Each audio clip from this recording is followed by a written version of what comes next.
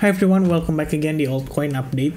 Altcoin Update kali ini kita akan bahas untuk XRP dari sisi sentimen, terus ada update juga ya terkait dengan persidangan antara XRP dengan SEC. Saya tahu teman-teman mungkin berpikir kayak ini drama yang tidak tidak selesai-selesai ya, seperti Tersanjung atau mungkin drama-drama Cinta Fitri ya zaman-zaman dulu berseason-season. Tapi tetap ini adalah update yang perlu kita ketahui sama-sama. Jadi nanti kita akan bahas. By the way, before saya start, saya mau say thanks buat teman-teman yang udah ngasih likes buttonnya. Keren banget, di video terakhir itu mencapai 400 likes dalam kurun waktu 7 jaman ya. Jadi berarti besok kita akan adakan live streaming. Nanti update untuk jamnya akan saya inform melalui Telegram ataupun melalui community post di YouTube atau mungkin lewat social media saya di Instagram. Alright, and last one, sebelum kita mulai, saya pengen inform ke teman-teman, kita sebelumnya ada sempat ngadain yang namanya giveaway dengan CoinX ya, dimana grand prize-nya itu adalah Samsung Galaxy Watch 5. Itu akan diumumkan antara hari ini atau besok, so stay tune everybody. Mudah-mudahan semua yang bergabung atau yang meregistrasi ikut untuk eventnya bisa memenangkan Samsung Galaxy Watch 5. Saya doakan yang terbaik buat teman-teman semua. Alright, yuk langsung kita start untuk pembahasan si XRP. Jadi ada good news, ada bad news. Good newsnya, atau mungkin bad news dulu lah ya. Langsung ke bad news, dimana ada potensi bahwa kasus ini atau sidang ini masih akan berlanjut sampai ke Maret 2023. Jadi lagi-lagi diundur.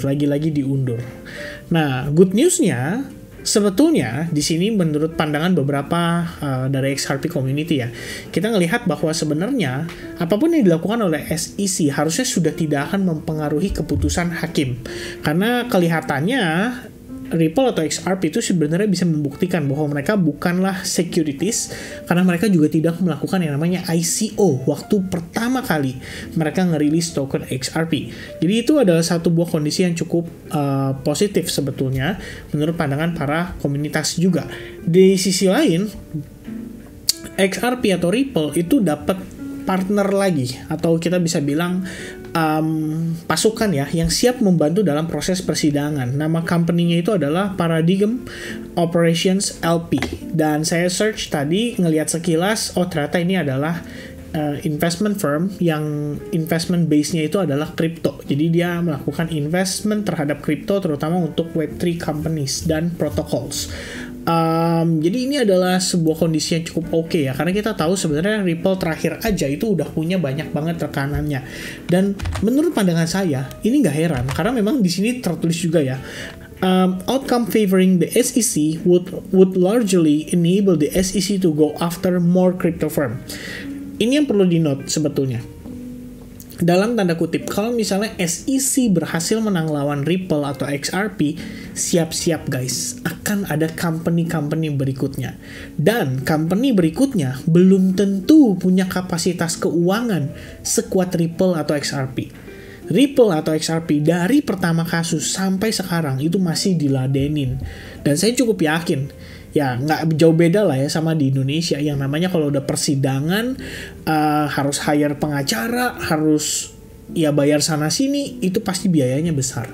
Dan so far XRP bisa bertahan. So I guess XRP atau Ripple adalah sebuah company yang mungkin punya kapasitas dan bisa ya mudah-mudahan ya bisa menyelesaikan case ini dengan kemenangan oleh Ripple atau XRP. Karena dengan demikian SEC harusnya nggak bisa ngejar lagi crypto firm yang lain, dan ini adalah resiko yang kita perlu hadapi sama-sama guys. Jadi kayak another catalyst, selain berbicara tentang mungkin ya FTX ya, lately atau recently FTX atau maybe CDG ya pokoknya yang company-company yang dibawahi oleh CoinDesk, kemudian Grayscale ya, terus Genesis, itu saya lupa nama dia punya grupnya ya, Cryptocurrency Digital Group kalau nggak salah ya. Pokoknya itulah ya, teman-teman tahu lah ya kalau kita udah bahas itu, karena Genesis terakhir kan katanya lagi goyang. Dan selain itu, anything else ya, maybe Mt. Gox ya, waktu itu kan kita tahu istilahnya dia mau mengembalikan Bitcoin dan ada resiko Bitcoin bisa ngedump. Dan I think another big risk yang kita bisa hadapi di tahun 2023 nantinya adalah outcome daripada sidang Ripple versus SEC, dan itu akan menjadi problem yang paling besar kalau menurut pandangan saya kalau sampai amit-amit nih SEC yang menang. Oke? Karena resikonya adalah another company bisa diserang. Itu sih yang paling perlu di note. Nah, kita bakal bahas untuk dari sisi price action. By the way, untuk yang tadi good news dan bad news sudah saya sampaikan.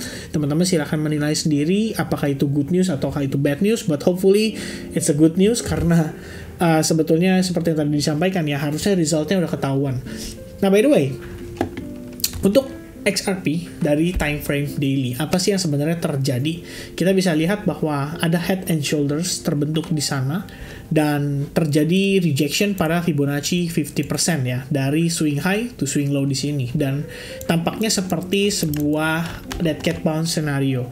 Jadi sebenarnya intinya kalau kita lihat di sini, XRP itu lagi ngetes ke major support, dan di bagian bawah kalian bisa tambahkan juga seperti terbentuk sebuah trend line, dimana kalau trend line tersebut break, well, we can consider this as head and shoulders pattern, which is break dari sini akan membawa XRP drop lebih jauh atau lebih signifikan.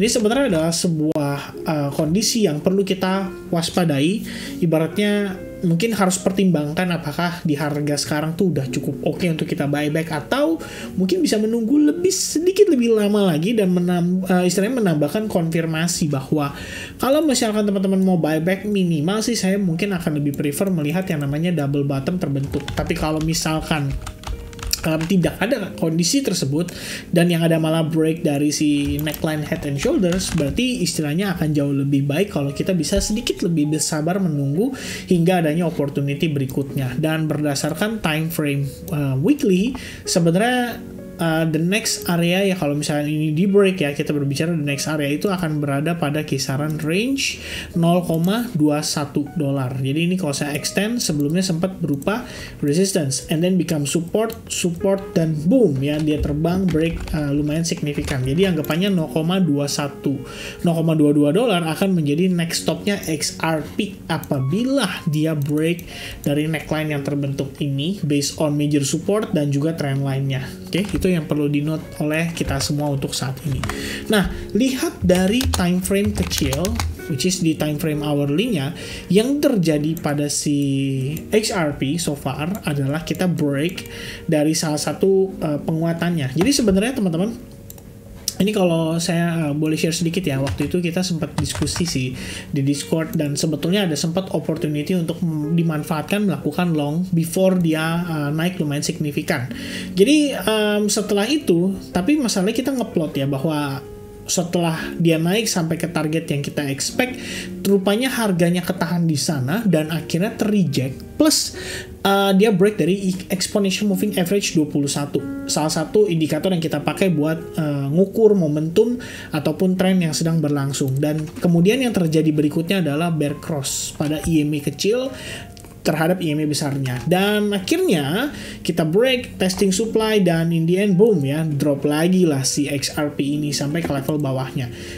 Saya juga bilang too risky untuk long di XRP saat ini, sebaiknya mencari short opportunity pada pullback-nya. Jadi kalau saya sih personally mungkin akan lebih prefer menunggu hingga adanya pullback ya pada level-level tertentu. Dan kalau misalnya mengacu pada time frame 4 jam, saya kayaknya akan lebih nyaman kalau misalnya harga XRP itu bisa rebound dulu untuk ngetes kisaran 0,35 dolar. Baru kemudian kita cari opportunity untuk melakukan short. Nah, itu ya menjadi satu note penting untuk saya saat ini. Kalaupun kita lihat berdasarkan trend line sudah berhasil di break, ini artinya momentum buyer sudah totally gone, sudah mulai kehabisan nafas, dan sekarang posisi kita itu kalau misalnya mengacu pada time frame yang lebih kecil lagi seperti di 1 jam, kita bisa lihat sebetulnya sih ini membentuk semacam falling wedge. Dan seperti yang tadi saya sampaikan, saya much prefer untuk menunggu opportunity melakukan short pada XRP. Dan kalau misalkan demikian, alangkah lebih baiknya XRP-nya naiknya bertahap dan cenderung korektif, and then kamu bisa mencari opportunity setelah mendapatkan rejection dari harga yang lebih tinggi ya. Istilahnya ya bisa dimanfaatkan nanti untuk melakukan short kalau misalnya kita mendapati rejection pada level tertentu. Dan in this case, kalau saya sih pribadi berharap XRP ngetes dulu lah kan 0,356 dolar, and then dekat-dekat level itu kita baru coba untuk mencari peluang melakukan short pada XRP. Setidaknya itu untuk saat ini. Jadi terlepas dari seberapa good newsnya, saya sih pribadi tetap akan melihat price action juga. Jadi kalau misalnya price action menawarkan peluangnya untuk short, ya I'm gonna short it. Kalau misalnya peluangnya di situ long, ya saya akan long juga. Jadi itu ya mungkin sedikit update untuk saya. Maksudnya dari saya untuk teman-teman XRP Army, let's hope for the best dan semoga XRP bisa menang lawan SEC. I think that's it everybody, God bless everyone. Sampai ketemu di update besok dan live streaming besok. Cheers guys, bye bye.